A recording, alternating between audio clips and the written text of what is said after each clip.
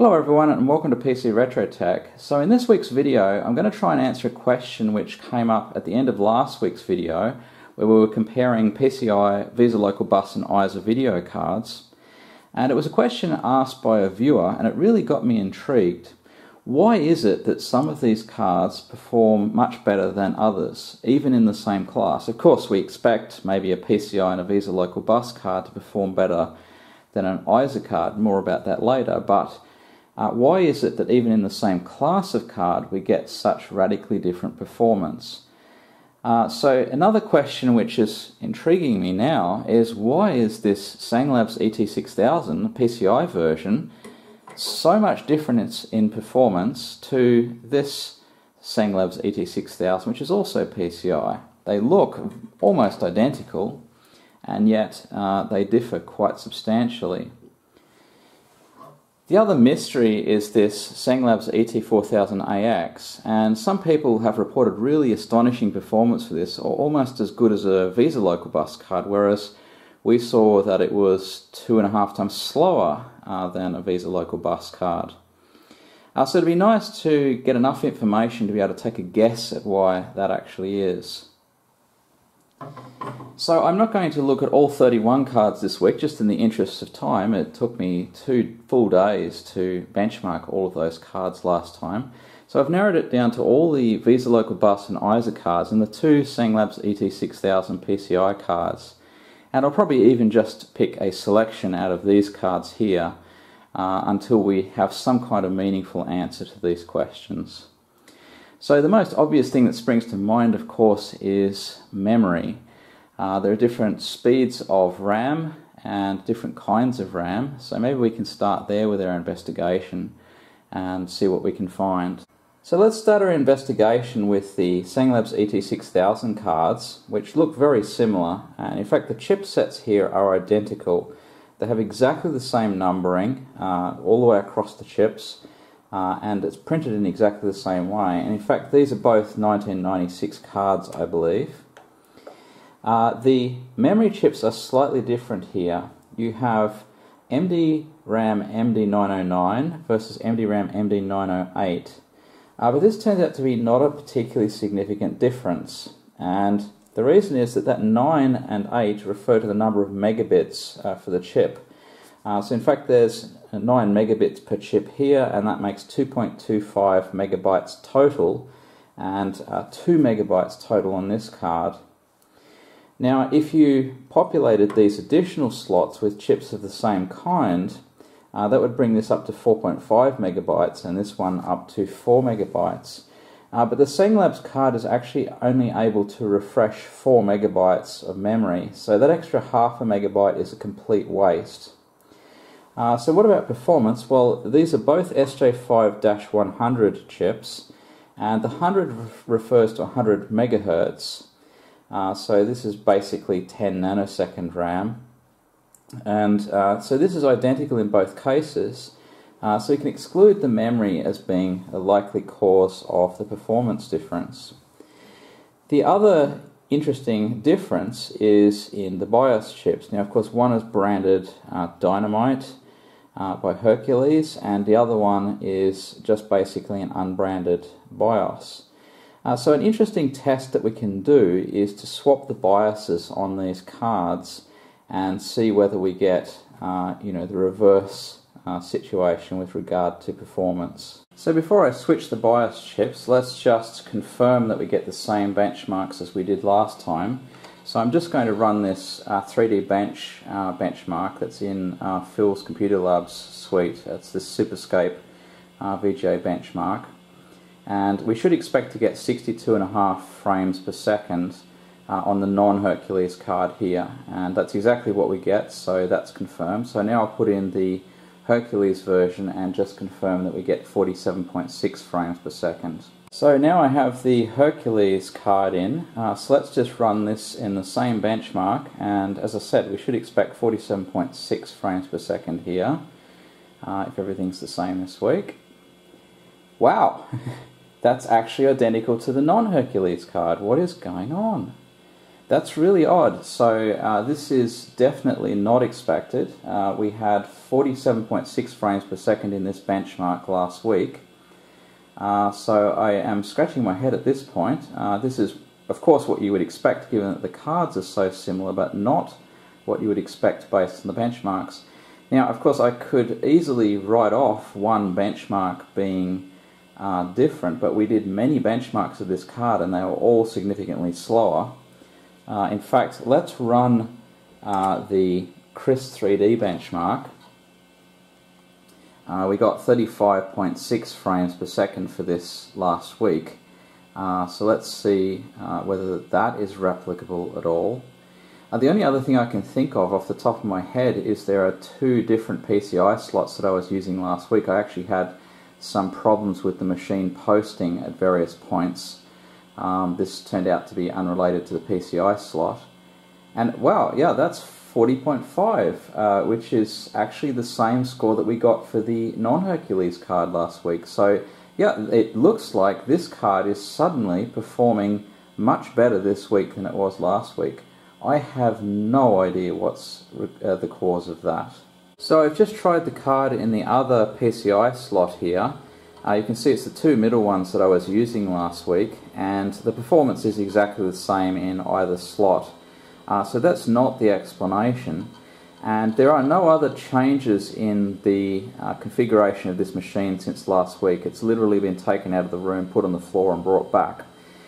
So this is a really surprising result, and I could imagine you know, there just being a mistake in the benchmarks if it weren't for the fact that this was consistently slower in all of the benchmarks. So what I'm going to do is I'm going to quickly run through all the cards that I tested last week and just run that VGA bench again on all of them, just to make sure that none of the other ones are giving anomalous behavior this week. So I finished testing all the cards and there are absolutely no surprises whatsoever.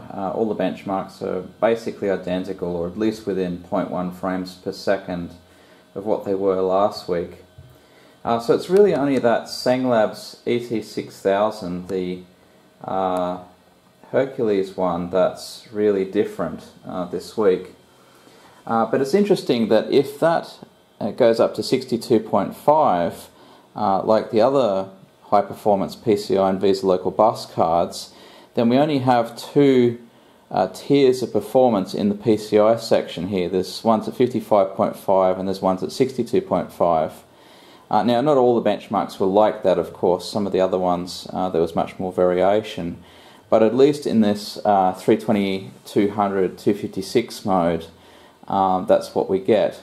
So perhaps that can be explained by memory. So I'm going to have a look now through the memory speeds of these PCI cards and see if there's any pattern with regard to this 3D benchmark, comparing the 55.5s with the 62.5s. So I've sorted the cards according to memory speed, with the fastest on the left here. So there's 35 nanoseconds, 40, 50, 60, 70 and 80.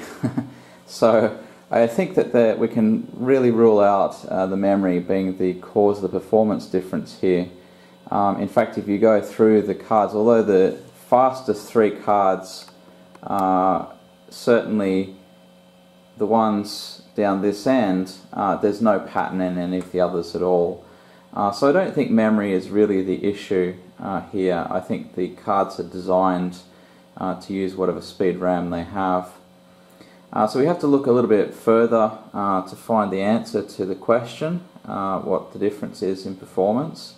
But to do that, I'm going to concentrate mainly on the VISA local bus and ISA cards. So the story is much the same with the ISA and VISA local bus cards. You have on the left here the ET4000W32, that's at 60 nanosecond. Now that was our fastest card, but most of the cards were at 70 nanoseconds. And there are only three that are at 80, and they are the ones you'd expect. They're the much older cards, the Oak, the Paradise, and the Sanglab's ET3000AX.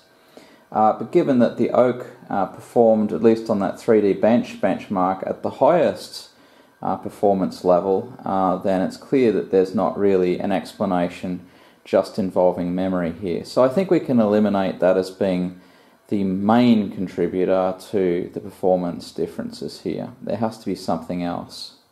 So I want to start off by talking about the ISA slot, and of course this was originally an 8-bit connector in the IBM PC, which was a machine that ran at a processor speed of 4.77 megahertz. Then the 286 came out, and there was the 16-bit ISA slot, which has this additional connector here, and this was faster in multiple ways. So first of all, you could get 16 bits of data in a single bus access, but the other reason is that it also ran at the speed of the CPU, and the 286s were 6 or 8 megahertz originally. Now in later machines such as 486, you actually need to buffer the transfers between the CPU and the ISA slot, and so this is what the chipset is for in the 486, to sort of negotiate between the CPU and the bus so that you don't run the ISA cards too fast. But the same was also true for the comparison between the 16 and 8-bit slots. Of course, the original 8-bit cards were only designed to run at the lower speed, and so they actually introduce additional wait states, quite a number of them in fact, on the 8-bit bus to slow it down so it can continue operating, so that the 16-bit slot would be backwards compatible in the 8-bit part. So of course marketing people caught on to this and realized that you could push 16-bit cards as being much faster, and of course they were right about that. So much was this so that card manufacturers actually started emulating 16-bit cards. So they would have a 16-bit connector here, but internally an 8-bit data path. They would break each 16-bit access up into two 8-bit accesses internally. Now this was actually still much faster because you could still run the card at the higher speed, and you didn't incur all the wait states that were on the 8-bit bus.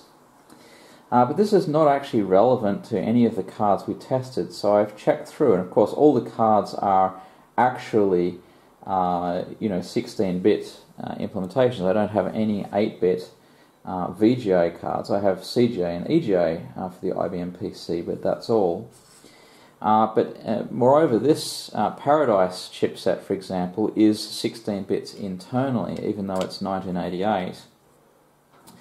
The Oak card, this is an OTI 087, and this is actually 32-bit memory data path internally, because it was designed, the chipset was designed for a Visa local bus implementation, even though this particular card here is actually a 16-bit ISA card. So that's quite interesting, and the same is true of the Senglabs ET3000AX, actually. That is also 32-bit memory data path internally. So the ET3000BX is actually a much slower card. So this is 8-bit data bus internally. So there are cards out there that do this trick, either of emulating a 16-bit card or that are just an 8-bit implementation, but that's certainly not the explanation for anything we've observed here. So the Visa local bus is a little bit different. It's recognizable by this connector down the other end of the card, and it's obviously a very long card as a result. And these were 32-bit bus tied directly to the CPU. So they usually appear in 486s, and they would run at the front side bus speed, which would either be 25, 33, 40 or 50 megahertz typically. The big problem with this is that many Visa local bus cards simply can't handle 50 megahertz, and there may even be problems at 40. So don't rush out and buy a machine or a processor with faster frontside bus hoping that it'll work with your card. It might not. So it is a 32-bit bus, which is obviously very good, but given that it runs at a much higher speed, you could expect to get much better performance out of these than any 16-bit ISA card. Now, there were actually some Pentium machines, very early Pentium machines, that had VESA local bus support. Of course, these are extremely rare, and the VESA local bus standard really didn't stick around. It was designed to be cheap. They wanted to put minimal circuitry between the CPU and the card, and of course when Pentiums came along they were just too fast, so you had to implement some kind of buffering in the chipset itself to handle the VESA local bus. And naturally this was just more difficult than implementing the other standard that came along, namely the PCI standard. And so the PCI standard very, very quickly replaced the VESA local bus standard. So there are almost no Pentium motherboards with VESA local bus support. So we may as well talk about the PCI slot while we're at it. And this came in two variants. There was PCI version 1, which has the slot up this end of the connector, and this means that the card runs at 5 volts and 33 megahertz. And that 33 megahertz is actually independent of the speed of the CPU. So if you put this in a machine with a frontside bus of 40 or higher, it will still be running at 33 megahertz. The other variant is PCI 2, and this has a slot at the other end, and this means that it's a 3.3 volt card and that it can run at 66 megahertz. And they just have, in this case, both slots so that it can run at a dual voltage, and there's a voltage regulator on the board to handle the higher voltage. Now, it's not too much of a surprise that none of the PCI 2 cards actually run in this 486. Of course, this is a PCI 1 standard, and it just simply doesn't operate these cards at all, presumably because they're expecting to be running at 66 megahertz. So the interesting thing is that the VESA cards do not run independently of the CPU. And so if you have a VESA card at 40 or 50 megahertz frontside bus, it should actually be faster than one running at 33 megahertz. So that would be something very interesting to try out.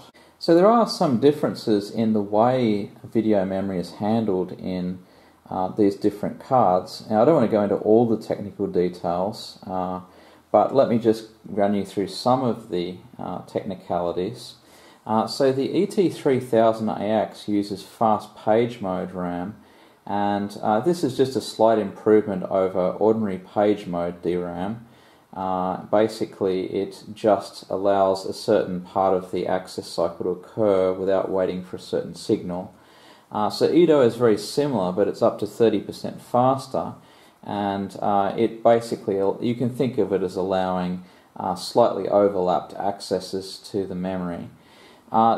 The Sanglab's ET4000AX has a fast frame buffer, and what that means is that it uses dual ported memory, and so this means that you can be writing to the video card memory at the same time that the circuitry is reading the memory to generate the picture signal. And so rather than having to wait around for that to occur, it can all happen at the same time. So this is dual ported memory. The MDRAM in the ET6000 is a different concept again. So this breaks the memory up into a lot of small chunks, usually 32 or 64 kilobytes, and each of these can be handled independently. So it's really like dual ported memory on steroids in some sense. Now SGRAM is another one you might have heard of, and so SGRAM is single ported, but it behaves like dual ported RAM by allowing you to open up two windows, if you like, into the memory at the same time. And it also provides some additional features. For example, you can modify one bit plane whilst not modifying any of the others. So for example, if you want to set just the bit that corresponds to red, the color red in your image, In a normal graphics situation, you would have to read the memory from the graphics card into a register in the CPU, say, and then AND or XOR or OR the value, in the CPU with whatever you wanted to select the bits you were interested in, and then write that value back into the memory. But SGRAM allows you to select which bit planes you want to modify, and so you don't need to do any of this. You just basically write directly into the bit planes that you're interested in, and this can be much faster than the other normal technique. So the other thing that SGRAM allows you to do is to fill entire blocks very, very rapidly with all the same color. And so, if you just want to draw, a single color for the background, then this could be done extremely fast using SGRAM. But having said all that, that doesn't explain the difference between all of these cards. This Paradise card here uses identical chips to the Senglabs ET3000AX. In fact, the manufacturer is even the same. They're really identical, and both at 80 nanosecond. And the interesting thing is that both of these cards perform quite differently. Now, there is a lot more memory on the ET3000, but the interesting thing is that the ET3000 is actually the slowest card, not the fastest one. So even though, as we said before, at least according to some sources online, this has a 32-bit memory data path, I can't verify if that's true or not, but even though it has that, and it has more chips than the Paradise card is actually substantially faster, maybe 15% faster. So we still haven't really got to the bottom of exactly why there's a difference between some of these cards. So I haven't been able to find out much about the Paradise chipset. There is a document online explaining what all the registers do and how to program it, but your guess is as good as mine as to which of those is important for performance. But the Oak chipset I can say a little bit more about. This actually implements a read and write cache for the memory, and of course the memory speed is not really very relevant if you have a good cache. And so this is the same trick as the Senglabs ET4000AX uses, and it's no surprise that both of these cards are top performers, with this being just a little faster than that. So I haven't figured out exactly why the ET3000AX is so much slower than the Paradise card. Now, the chipset here is certainly a very early one, and it may just be that there is some kind of write or read cache in this Paradise chipset, and it's really unfortunate I've not been able to find that information. The other interesting thing is this Oak card has a turbo jumper on it, and that's interesting because one of our viewers reported they have an ET4000AX with a turbo jumper, and it makes a big difference to the performance. Presumably in normal mode it just adds some additional wait states to the bus. Now, I have no idea why you would want to do that on this card. It is set in the turbo mode at the moment, of course, but this chipset was designed for a VESA local bus implementation, which can certainly go much faster than anything the ISA bus can throw at it. So why you would need to slow it down, I really don't know. But we will give that a try. I'm interested to see how much difference that actually makes. As to the other differences between the cards, well, there are very, very many differences actually, but mostly only affecting Super VGA modes. So this 3D benchmark is just 320 by 200 at 256 colours. So it's just ordinary VGA. But when it came to Super VGA, there was no common standard, and all of the cards implemented things slightly differently. For example, there's only a 128 kilobyte window in the ordinary address space of the processor, above where the ordinary 640 kilobytes ends and before all the ROMs start, through which you can access the video RAM. So this window has to be moved about inside video RAM, and some of the cards allowed this to be done on a 64 kilobyte boundary, others on a 4 kilobyte boundary, some even perhaps 1 kilobyte boundaries. The cards also even implemented the same video modes with completely different numbering for the modes. So this was so much of a problem, in fact, that eventually the Visa BIOS extensions were introduced, which enabled programmers who were writing games to access the cards without knowing, without having to detect exactly what chipset they had and trying to figure out what were the correct ways of accessing the card. So you just interrogate the Visa BIOS and it would tell you, what modes were available and how to access video RAM and all of those sorts of things. Now, certainly if you tried to draw pixels using the Visa BIOS, that would be incredibly slow.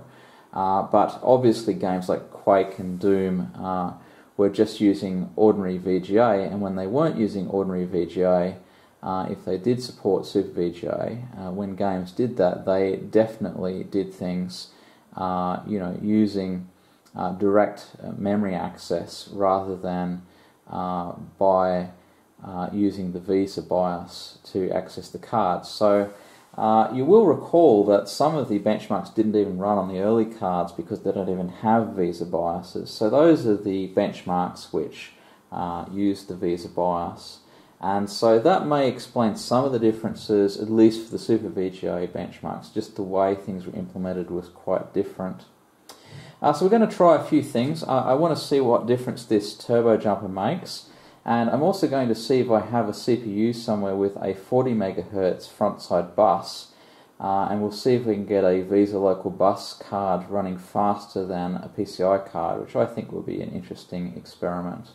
So I've installed an ITS ST 486DX280, which is running at 40 MHz frontside bus, and this is the score that we get with the Senglabs ET4000AXW32.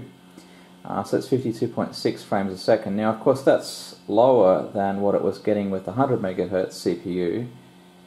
It was getting 60.3 frames a second with that CPU, but that's not a valid comparison. What we want to do now is compare with a PCI card.